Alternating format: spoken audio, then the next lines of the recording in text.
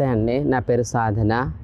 జైనూర్ మండలంలోని మార్లభై గ్రామంలో సర్పంచ్గా పోటీ చేస్తున్నాను.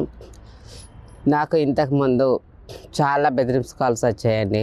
వేరే వాళ్ళ దగ్గర నుంచి, ఆపోజిట్ వాళ్ళు, నువ్వెందుకు పోటీ చేస్తున్నావు, నువ్వెందుకు నిలబెడుతున్నావు అనేసి నాకు చాలామంది ఫోన్లు చేసి, ఆ ఫోన్లలో రికార్డింగ్ కూడా ఉందండి నా దగ్గర.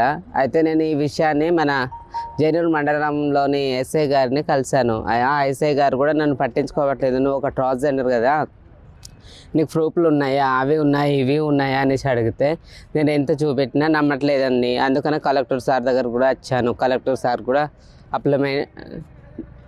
రాశాను, అప్లికేషన్ ఇచ్చేసి ఇప్పుడు బయటకు వచ్చానండి. మేడం కూడా ఇచ్చాను, జిల్లా ఎస్పీ మేడం గారికి కూడా అప్లికేషన్ రాసి ఇచ్చానండి. నాకు బాగా ఒత్తిడి అవుతుంది సార్.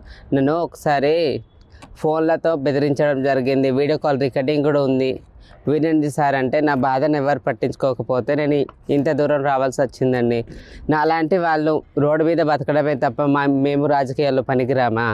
మా ఓట్లు కావాలి, కానీ మాలాంటి వాళ్ళు రాజకీయాల్లో వస్తే మన రాజకీయ నాయకులు ఒత్తిడి ఫోన్లతో కాల్ చేసి ఒత్తిడికి గురి చేస్తున్నారు, భయపెట్టిస్తున్నారు, చంపేస్తాం అంటున్నారు. నీ వెనుక ఎవరైతే వస్తారో వాళ్ళని కూడా బెదిరిస్తున్నారు. ఎలా చేయమంటారండి? చాలా రికార్డింగ్ కూడా నేను వినిపిస్తానండి. ట్రాన్స్జెండర్ని నేను ఇలా పోటీ చేస్తున్నాను కాబట్టి వేరే వాళ్ళు ఏమనుకుంటున్నారంటే, ఇలాంటి ఆమె ఒక్కసారి పోటీలో దిగితే మళ్ళీ ఇలాంటి వాళ్ళు ఎక్కువ మంది వస్తారనే ఉద్దేశంతో నన్ను ఫోన్లతో భయపెట్టిస్తూ చాలా ఇబ్బంది పెడుతున్నారు.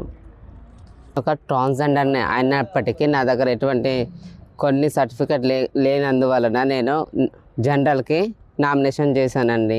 జనరల్కి నామినేషన్ చేయక ముందు కూడా నేను కలెక్టర్ ఆఫీస్ చుట్టూ 10 సార్లు 20 సార్లు ఒక్కరోజు వెళ్ళాను, రెండవ రోజు వెళ్ళాను, ప్రతి 6 నెలల వరకు వెళ్తూనే ఉన్నానండి. నన్ను ఎవ్వరు పట్టించుకోవట్లేదు. అందుకనేసే నేను మళ్ళీ కలెక్టర్ ఆఫీస్కి వచ్చి నాకు జరిగిన సంఘటనను మరియు ఇక్కడున్న స్టాఫ్ వాళ్ళని కూడా అడుగుతున్నానండి. నేను చీర కట్టుకున్నాను, నేను ట్రాన్స్జెండర్ని, సర్టిఫికెట్ ఇవ్వండి సార్ అనేసి అంటే నాకు ఇవ్వట్లేదు, వేరే వాళ్ళకి ఇస్తున్నారు. ట్రాన్స్జెండర్ వీళ్ళు నిజమా అబద్ధం అనేసి ఒకసారి డాక్టర్ని పిలిచి టెస్ట్ చేసి అప్పుడు ఇవ్వండి.